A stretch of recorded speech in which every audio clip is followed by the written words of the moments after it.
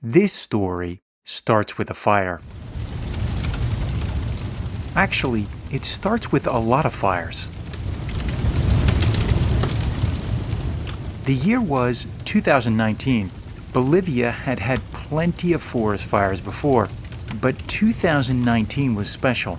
Dozens of fires spread up and down the edge of the Amazon rainforest. Incendios en la Amazonia parecen no tener fin. Solo en la selva boliviana se han quemado más de 1 millón de hectáreas y los equipos de extinción trabajan en condiciones casi al límite para intentar controlar los fuegos.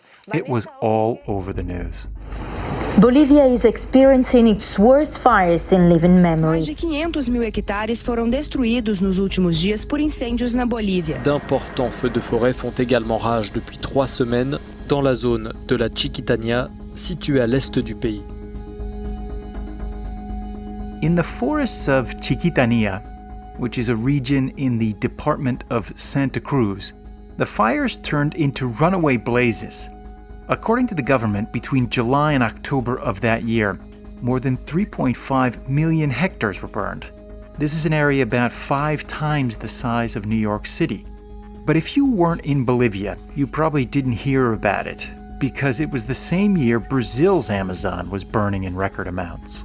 Fires are raging across Brazil's Amazon rainforest. There were roughly 20,000 fires there last month. Bolivia, like most countries, relies on volunteers to fight fires. People like Julio Sebers.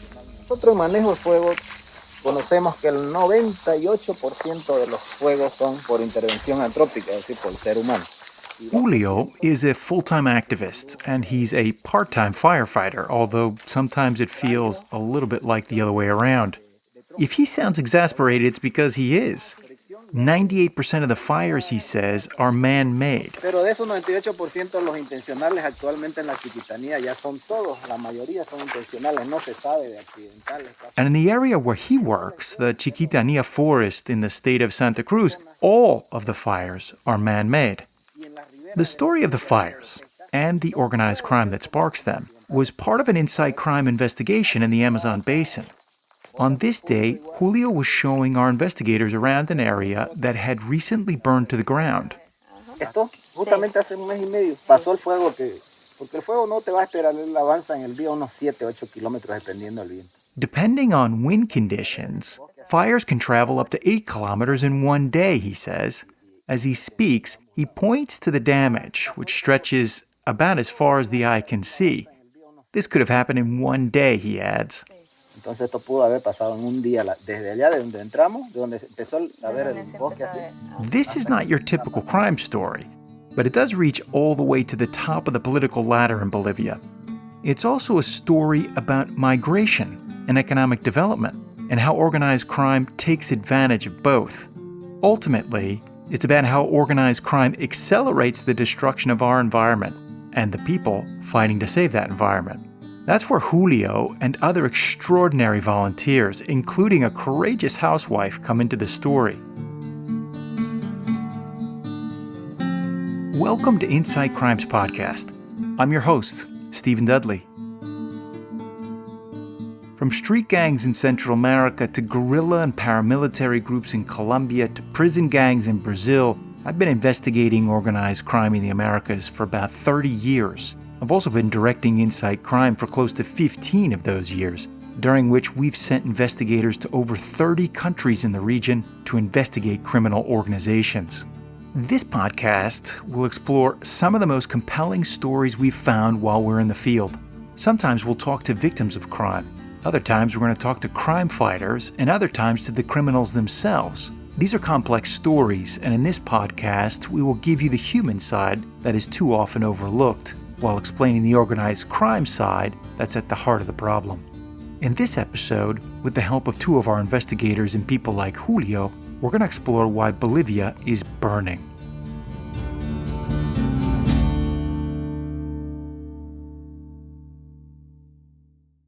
We were there because we were investigating environmental crimes in the Bolivian Amazon, but also in the outer edge of the Amazon jungle. That's Maria Fernanda Ramirez, project manager Inside Crime. We call her Mafe for short. She was traveling with Juan Diego Cardenas, another Inside Crime investigator. We call him Juan D for short. They were talking to me after their trip to Bolivia, where they're investigating illegal mining, illegal logging, and land theft schemes. So we met a whole host of people, environmental activists, government officials, park rangers. But, one person that really stood out for me was Julio Severs. That's the same Julio I was talking about in the introduction. They told me he's in his early 40s, that he was a tall guy. He was a bit skinny, strong, but he was also a chain smoker. We asked him, why do you smoke so much? And he told us this story that it was to keep away the lameojos. Lameojos. That's a crazy type of gnat that heads straight for your face and, as Mafe told me, licks your eyes. Julio hoped his smoke would keep them at bay, because when Mafe and Wandi met with him, the lameojos were dying of thirst. That's because Julio had taken them to the site of the latest fire in the area. It had happened in the eastern part of the country, the lowlands, the so-called Santa Cruz and Gran Chiquitania region. It's a remote place. It's near, for example, where Bolivian authorities, with the help of the CIA, caught up with the legendary revolutionary Che Guevara and killed him. But it still has lush tropical areas, which are fertile and ripe with a huge variety of trees. But by the time we got there, we only saw destruction. The fire painted the trees and the ground of a dark gray color that only fire can create. And several trunks, the bigger ones at least, had been cut down, except for one single tree. It was an almendro, a hard and resistant wood used in local markets for the manufacture of furniture. As they walked through the embers of the fire, Wandi asked Julio who or what was responsible for this destruction. Hay madera buena todavía por aquí. Como nadie los controla, agarran este tipo de troncos y ya comienzan a cortar para sacar madera. Well, the first time that Julio said is that fire was a man-made fire, as most of the fires that happen in Bolivia. Julio also told Wandi that timber traffickers create fires to facilitate deeper access to forests, which could otherwise not be reached, and they then pillage the forests of valuable trees like the almendro. He said that this tree, the almendro tree, was exactly what they were looking for, because that is a strong tree. And yeah, unfortunately, these strong trees may survive fires, but they not survive chainsaws.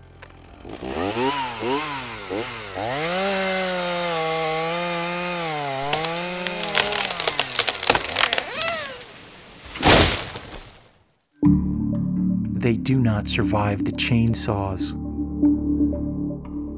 It was not surprising. Timber trafficking is a mainstay in the Amazon, and the almendro was huge. It can grow to 50 meters tall with a circumference of up to 10 meters around the trunk, and it was also largely resistant to fire, so it's perfect for building a house and window frames. These type of man-made fires were typical in this part of Bolivia.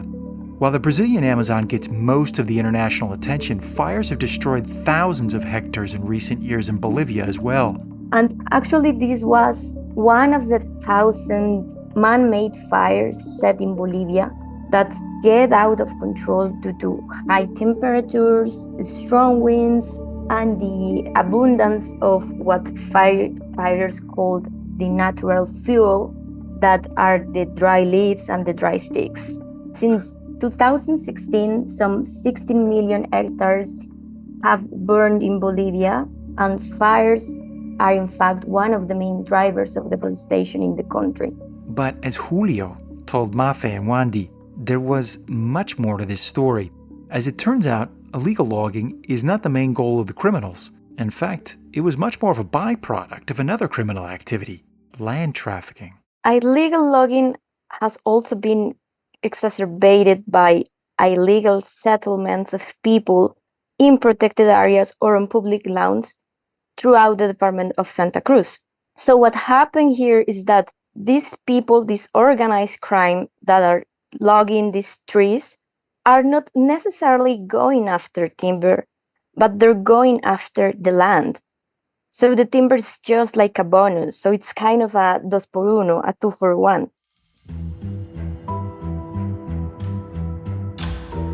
In order to understand the 2-for-1 part of the story, we've got to go backwards. Over the years, while he was president, Evo Morales pushed numerous measures to incentivize economic development.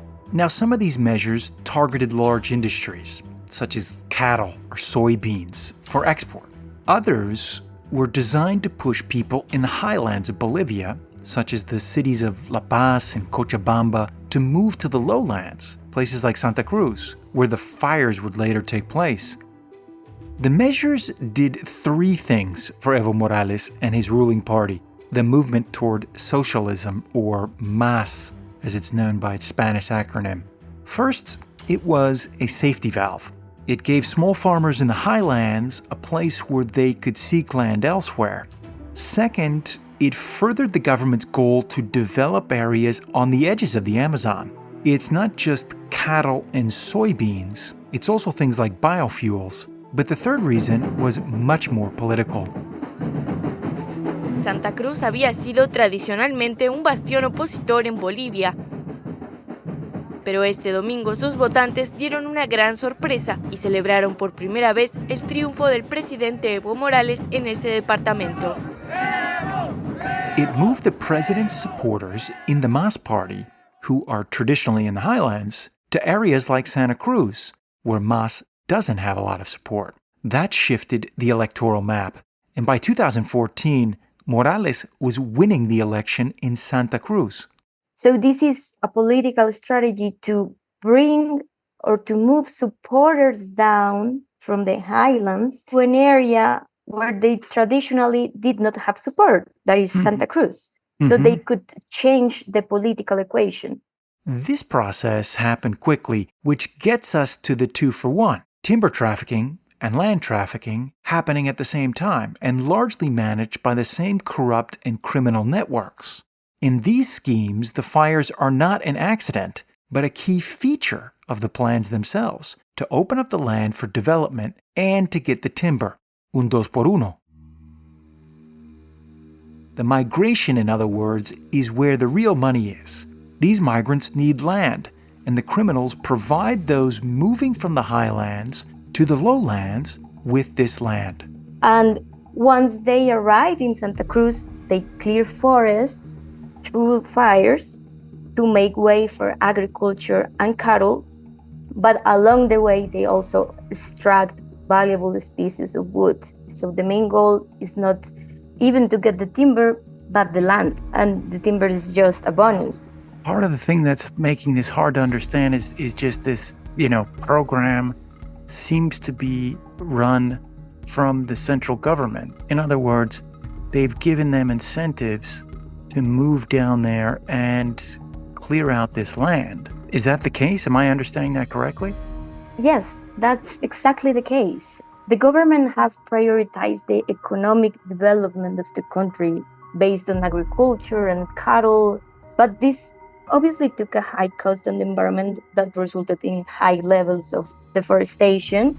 Under normal circumstances, transferring this land to colonizers would take months, if not years.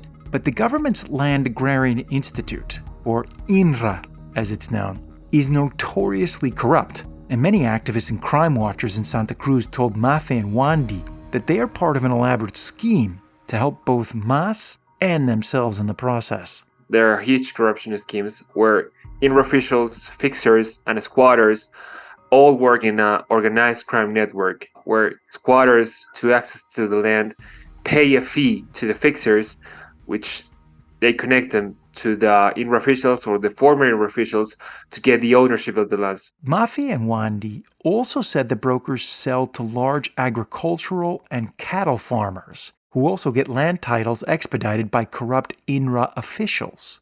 And the other way is that these land trafficking networks are just invading and accumulating lands in Bolivia, but they don't even get the titles. They don't even bother to get the titles, but they just accumulate land, and then they pass on these lands to different people who are colonizing as well in a way. This colonization accelerated through 2019, as did government measures to facilitate it.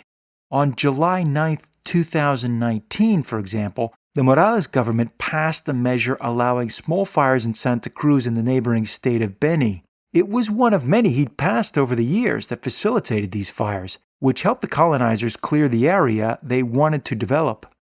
Just 2 days later, the local fire watch issued a warning, saying the fires were starting to burn out of control. The next day, Santa Cruz registered the largest number of fires ever. By then, Julio and the other volunteer firefighters were already scrambling to get those fires under control. 2019 was critical, Julio told Mafe and Wandy. It was the worst. In early August, some 500 fire outbreaks were recorded in Santa Cruz, but in less than 2 weeks, that number jumped to more than 15,000.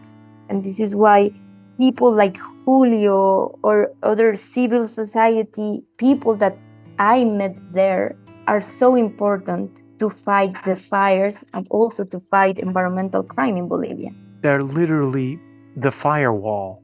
I mean, it's amazing. Yes. I mean, Julio is, he's part of the firewall. How many of these volunteer firefighters are there out there? At the time, they received like 360 volunteer firefighters. They arrived in Bolivia from the rest of the country and from different parts of the world. One of these was Senia. At the time, Senia was a 50-year-old housewife, living with her husband and her children in Santiago de Chiquitos, Santa Cruz. So she was accustomed to fires in her area.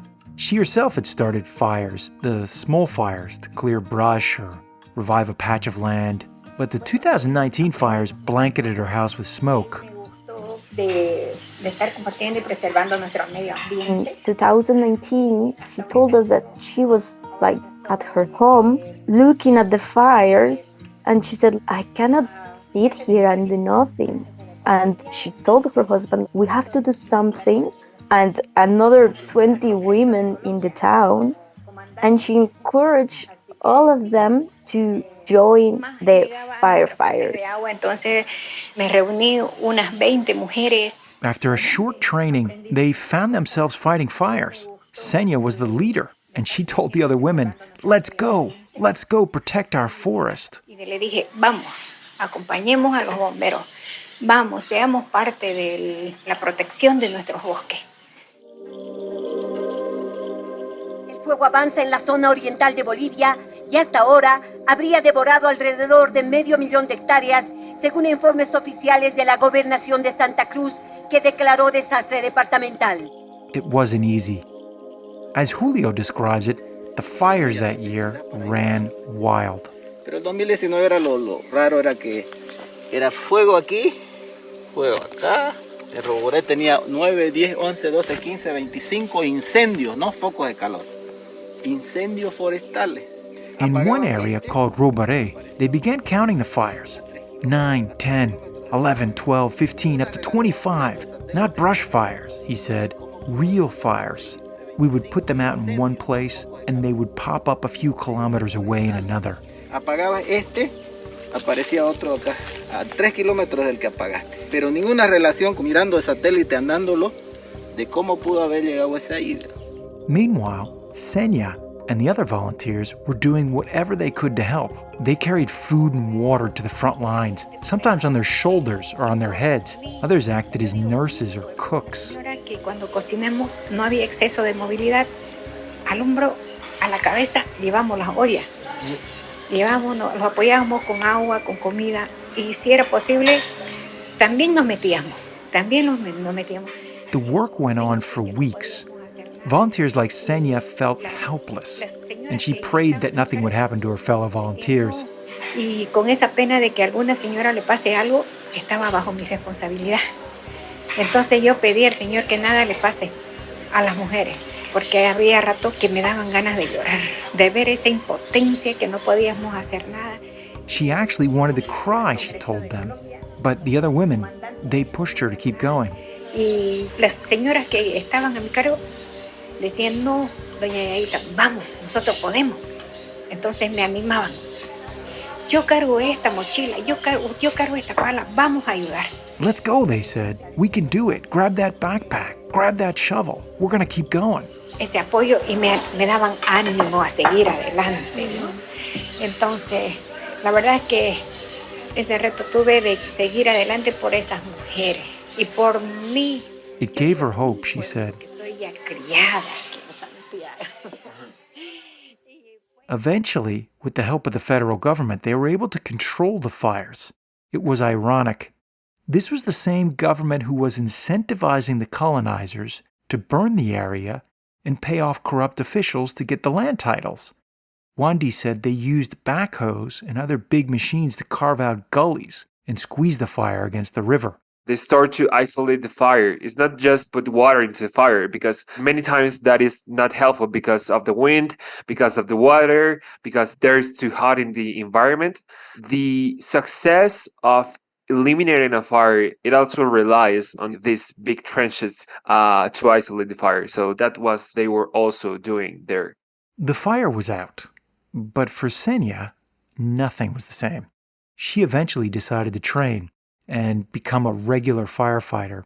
Soon, she was the head of her firefighting unit. They have these are big yellow suits with a helmet on and a bag, a really, really big bag where they carry the gallons of water that is connected to some kind of, to a manguera, so they can spray the fires and they could diminish the fires. Manguera, that's a hose. Senya's firefighting unit has between 15 and 20 people. Each member has personal protection equipment, so suits, gloves, boots, glasses. These shield them during their 8 to 24-hour workdays they have to face. And a funny part of it was that we were speaking to Senya at the hotel, and she was like this sweet old woman. She could be like my grandmother, but she was showing us photographs, selfies of herself with the fires behind her. It was like this bizarre painting of her being so proud of have made that decision of we are going to fight this ourselves. Actually, we don't need the government. We're going to, as a community, we're going to fight this ourselves. Senya drafted her husband and other neighbors to join as well. It's difficult and dangerous work. She hurt her arm, for example, when a burning branch tumbled on top of her. But she says the hardest part is walking for kilometers and kilometers with 20 kilograms of water on her back. But she's pretty committed. Nosotros como bomberos tratamos de cuidar y frenar un poco los avasallamientos y la deforestación, que es muy dañino para todos.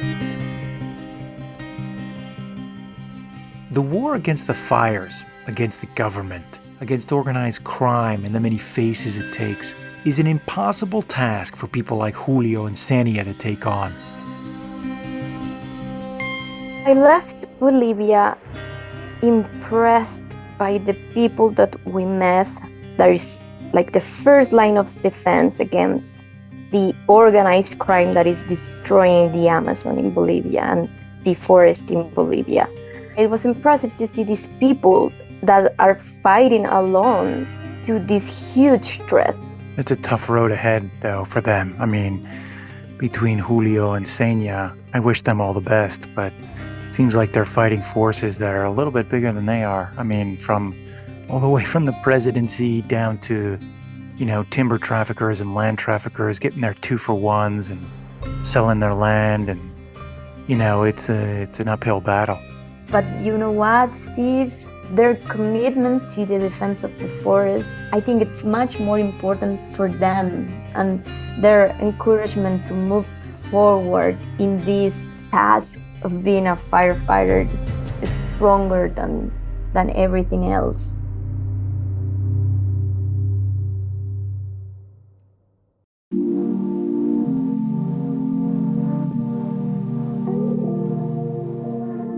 This show is a co-production of Insight Crime and La No Ficción. This episode was written and produced by me, Stephen Dudley, with help from Elisa Roldan. A special thanks to our reporters, Maria Fernanda Ramirez and Juan Diego Cárdenas, to our team at Insight Crime, and of course to Julio and Senya for sharing their stories. Our editors are Lisa Roldan and Tomás Umprimni. Our sound designer, Valentina Fonseca, and our graphic designer, Isabela Soto. Inside Crime is a nonprofit think tank and media organization, and the work we do is rigorous and costly. So please consider supporting us with a donation so we can keep telling these important stories. We'll be back in a couple of weeks with a story from Colombia about a small coca grower who teaches us an important lesson about how coca gives and cocaine takes away. Yo prefiero la abeja africana que la meo. Se te mete adentro del ojo aquí. No. Aquí adentro se te mete, no respeta la boca, la nariz. Horrible. Thanks for listening. See you next time.